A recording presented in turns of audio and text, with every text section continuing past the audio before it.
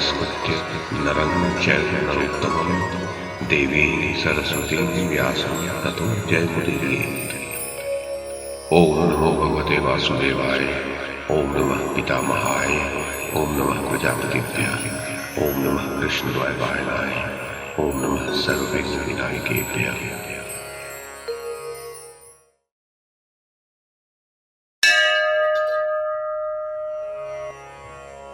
वैशंपायन जी कहते हैं, जन्मेजय, तब धृतराष्ट्र ने पूछा, संजय, जब पांडु के पुत्रों ने समरांगण में समस्त सेनाओं का संहार कर डाला, तब मेरी सेना के शेष वीरों ने क्या किया?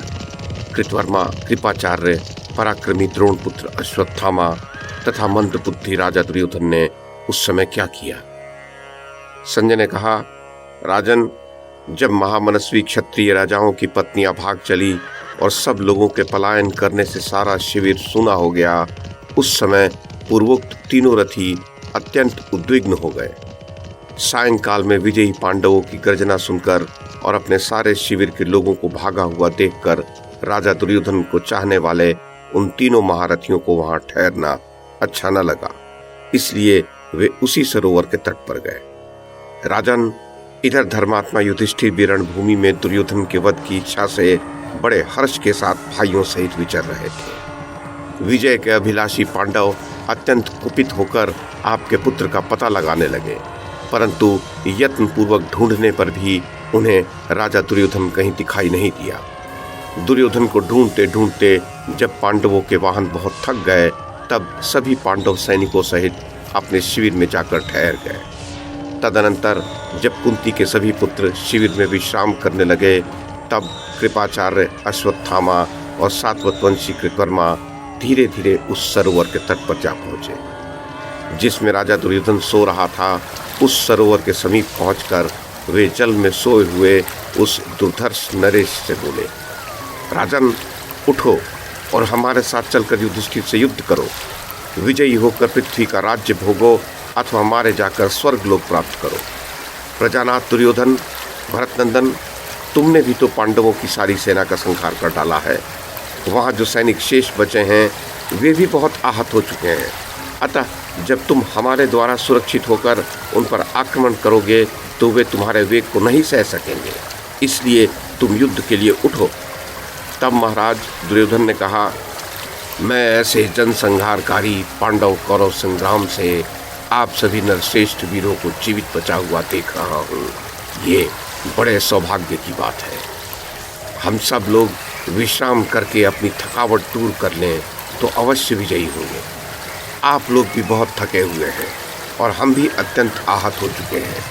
उधर पांडवों का बल बढ़ा हुआ है, इसलिए इस समय मेरी युद्ध करने की रुचि नहीं हो रही है। वीरों, आपके मन में जो युद्ध के लिए महान उत्साह बना हुआ है, ये कोई अद्भुत बात नहीं है। आप लोगों का मुझ पर महान प्रेम भी है, तथापि यह पराक्रम प्रकट करने का समय नहीं है।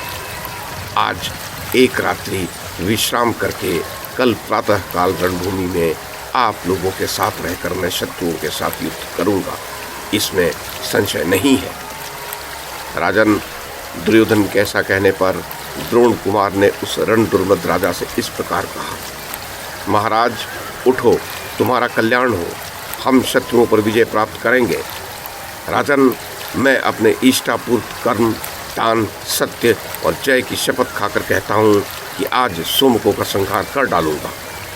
यदि यह रात्रि बीतते ही प्रातःकाल रणभूमि में शत्रुओं को न मार डालूं तो मुझे सज्जन पुरुषों के योग्य और यज्ञकर्ताओं को प्राप्त होने वाली प्रसन्नता न प्राप्त हो। प्रभो नरेश्वर, मैं समस्त पांचालों का संहार किए बिना अपना कवच नहीं उतारूंगा। ये तुमसे सच्ची बात कहता हूँ। मेरे इस कथन को तुम ध्यान से सुनो। नृपश्रेष्ठ, वे इस प्रकार बात कर ही रहे थे कि मांस के भार से थके हुए बहुत से व्याध उस स्थान पर जल पीने के लिए अकस्मात आ पहुंचे। उन्होंने वहां खड़े होकर उनकी एकांत में होने वाली सारी बातें सुन ली। परस्पर मिले हुए उन व्याधों ने दुर्योधन की भी बात सुनी। कुरुराज दुर्योधन युद्ध नहीं चाहता था, तब भी युद्ध की अभिलाषा रखने वाले वे सभी महाधनुधर योद्धा उससे युद्ध छेड़ने के लिए बड़ा आग्रह कर रहे थे। राजन, उन कौरव महारथियों की वैसी मनोवृत्ति जानकर जल में ठहरे हुए राजा दुर्योधन के मन में युद्ध का उत्साह न देखकर और सलिल निवासी नरेश के साथ उन तीनों का संवाद सुनकर व्याध ये समझ गए कि दुर्योधन इसी सरोवर के जल में छिपा हुआ है। पहले राजा दुर्योधन को ढूंढते हुए पांडु कुमार युधिष्ठिर ने दैववश अपने पास पहुंचे हुए उन व्याधों से आपके पुत्र का पता पूछा था। राजन, उस समय पांडु पुत्र की कही हुई बात का स्मरण करके वे व्याध आपस में धीरे धीरे बोले, यदि हम दुर्योधन का पता बता दें तो पांडु पुत्र युधिष्ठिर हमें ठन देंगे। हमें तो यहाँ यह स्पष्ट रूप से ज्ञात हो गया कि राजा दुर्योधन इसी सरोवर में छिपा हुआ है। अतः जल में सोए हुए अमरशील दुर्योधन का पता बताने के लिए हम सब लोग उस स्थान पर चले जहाँ राजा युधिष्ठिर उपस्थित है। बुद्धिमान धनुर्धर भीमसेन को हम सब ये बता दें कि धृतराष्ट्र का पुत्र दुर्योधन जल में सो रहा है। इससे अत्यंत प्रसन्न होकर वे हमें बहुत धन देंगे। फिर हमें शरीर का रक्त सुखा देने वाले इस सूखे मांस को ढोकर व्यर्थ कष्ट उठाने की क्या आवश्यकता है। नरेश्वर, इस प्रकार परस्पर वार्तालाप करके धन की अभिलाषा रखने वाले वे व्याध बड़े प्रसन्न हुए और मांस का बोझ उठाकर पांडव शिविर की ओर चल दिए। महाराज, प्रहार करने में कुशल पांडवों ने अपना लक्ष्य सिद्ध कर लिया था। उन्होंने दुर्योधन को समरांगण में खड़ा न देख उस पापी के किए हुए छल कपट का प्रतिकार लेकर वैर के पार जाने की इच्छा से उस संग्राम भूमि में चारों ओर गुप्तचर भेज रखे थे। धर्मराज के उन सभी गुप्तचर सैनिकों ने एक साथ लौटकर यह निवेदन किया कि राजा दुर्योधन लापता हो गया है। भरतश्रेष्ठ, उन गुप्तचरों की बात सुनकर राजा युधिष्ठिर घोर चिंता में पड़ गए और दीर्घ श्वास खींचने लगे। भरतभूषण, नरेश, तदनंतर जब पांडव खिन्न होकर बैठे हुए थे उसी समय वे व्याध राजा दुर्योधन को अपनी आंखों देखकर तुरंत ही उस स्थान से हट गए और बड़े हर्ष के साथ पांडव शिविर में जा पहुंचे। द्वारपालों के रोकने पर भी वे भीमसेन के देखते देखते भीतर घुस गए। महाबली पांडुपुत्र भीमसेन के पास जाकर उन्होंने सरोवर के तट पर जो कुछ हुआ था और जो कुछ सुनने में आया था वह सब कह सुनाया। राजन, तब शत्रुओं को संताप देने वाले भीम ने उन व्याधों को बहुत धन देकर धर्मराज से सारा समाचार कहा। वे बोले, धर्मराज, मेरे व्याधों ने राजा दुर्योधन का पता लगा लिया है। आप जिसके लिए संतप्त हैं वह माया से जल बांधकर सरोवर में सो रहा है। प्रजानाथ, महाराज धृतराष्ट्र, भीमसेन का वह प्रिय वचन सुनकर अजात शत्रु कुंती कुमार युधिष्ठिर अपने भाइयों के साथ बड़े प्रसन्न हुए। महाधनुर्धर दुर्योधन को जल से भरे हुए सरोवर में घुसा जानकर राजा युधिष्ठिर भगवान श्री कृष्ण को आगे करके शीघ्र ही वहां से चल दिए। प्रजानाथ, फिर तो हर्ष में भरे हुए पांडव और पांचालों की किलकिलाहट का शब्द सब ओर गूंजने लगा। भरतभूषण, नरेश, वे सभी क्षत्रिय सिंहनाद एवं गर्जना करने लगे तथा तुरंत ही द्वैपायन नामक सरोवर के पास जा पहुंचे। हर्ष में भरे हुए सोमकवीर रणभूमि में सब ओर पुकार पुकार कर कहने लगे, धृतराष्ट्र के पापी पुत्र का पता लग गया और उसे देख लिया गया।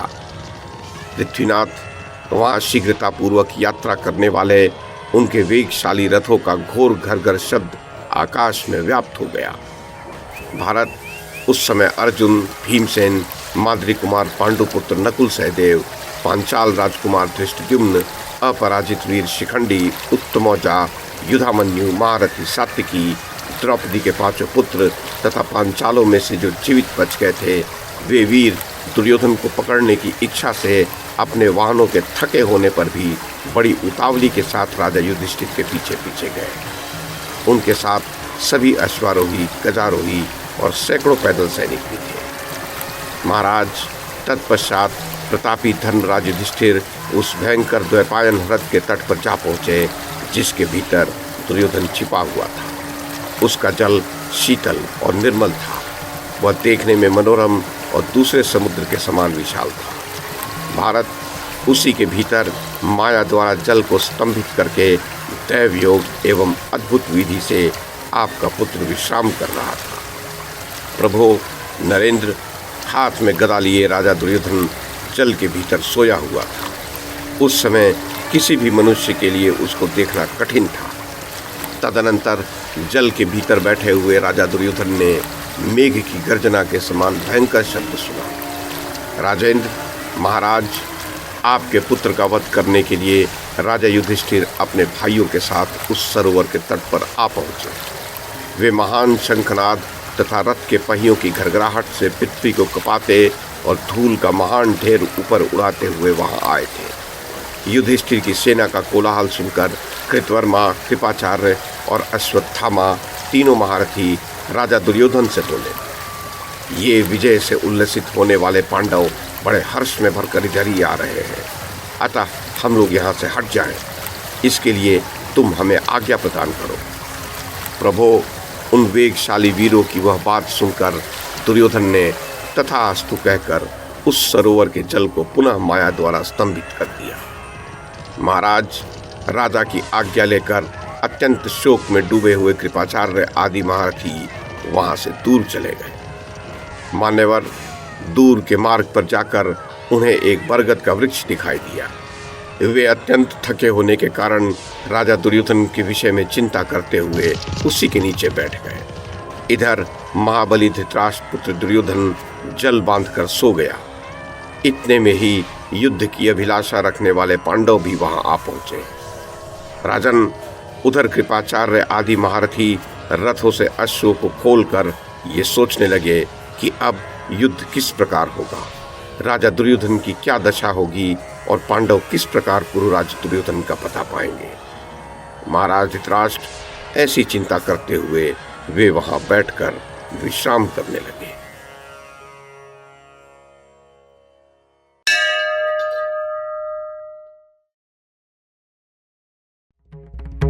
YouTube के माध्यम से महाभारत की कथा को एक श्रृंखला के रूप में प्रस्तुत करने का हमारा ये प्रयास यदि आपको सराहनीय लगा हो तो कृपया इस कड़ी को लाइक और शेयर करें, चैनल को सब्सक्राइब करें और बेल आइकन को दबाएं। साथ में अन्य लोगों को भी देखने के लिए प्रेरित करें। धन्यवाद और नमस्कार।